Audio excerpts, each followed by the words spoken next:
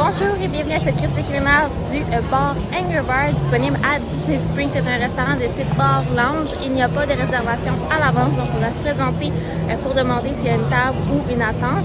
Alors avant de débuter, je me présente Marie-Christine, passionnée des parcs thématiques du Walt Disney World Resort en Floride.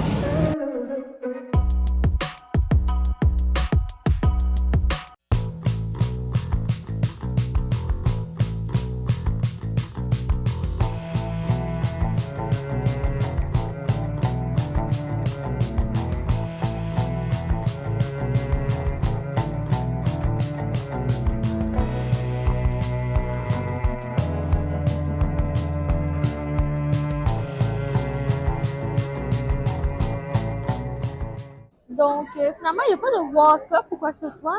On trouve une table, on s'assied à la bonne franquette. Puis là, j'ai commandé un drink. J'ai aucune idée comment ça s'appelle, mais je vais vous mettre ça dans le bas de la vidéo. Vraiment très bon. Je pense que c'est 17 $. On va faire les prix à la fin. Là, on a un charcuterie avec un beau bretzel. C'est également servi avec une sauce de fromage, donc je vais faire ça. C'est chaud, c'est bon. Des petits cornichons tranchés. Puis dans les viandes, on a un genre de salami, du prosciutto. On a aussi une saucisse. Deux sortes de fromages. Un qui semble fumé. Un qui semble un peu plus cheddar.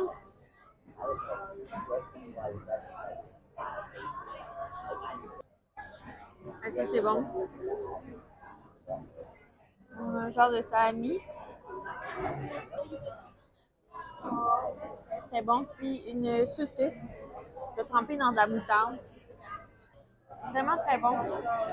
Je vais enchaîner avec le flatbread de prosciutto manchego.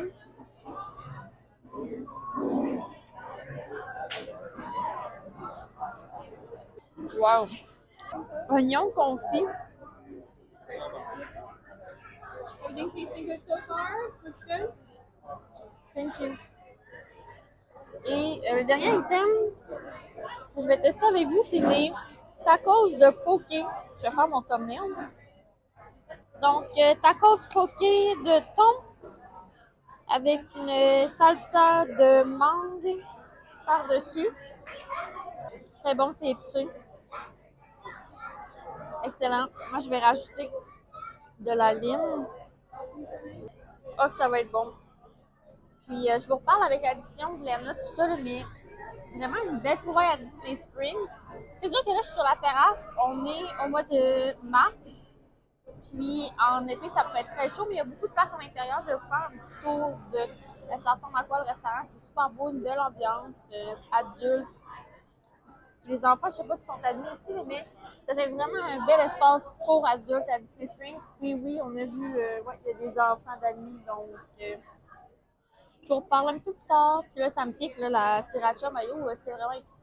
Donc, on se retrouve avec l'addition. On n'a rien commandé de plus parce que sincèrement, on n'a plus faim. On est 3 adultes en ce moment qui enjoy le bar. Donc moi, finalement, mon drink qui s'appelle Bedtime Story. C'est un nom très adéquat parce que je commence à m'endormir. Donc, 16 $. On a également un Wrong Island à 15 $. Un Beer Flight à 11,25 qui est un prix vraiment intéressant pour un Beer Flight à Disney World. Ensuite, on a le flatbread qui était comme avec un oignon confit, prosciutto, tout ça, c'était vraiment bon, 9,25 $. Le loaded pretzel, dans le fond, le charcuterie board, 22,50 $, ça valait vraiment ce prix-là. Des tuna tacos très épicés et c'était au prix de 16,50 $.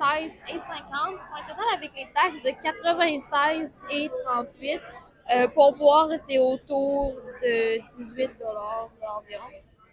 Donc, vraiment intéressant. Sincèrement, je recommande cette place-là. La chose que j'ai moins aimé, c'est les tacos de thon.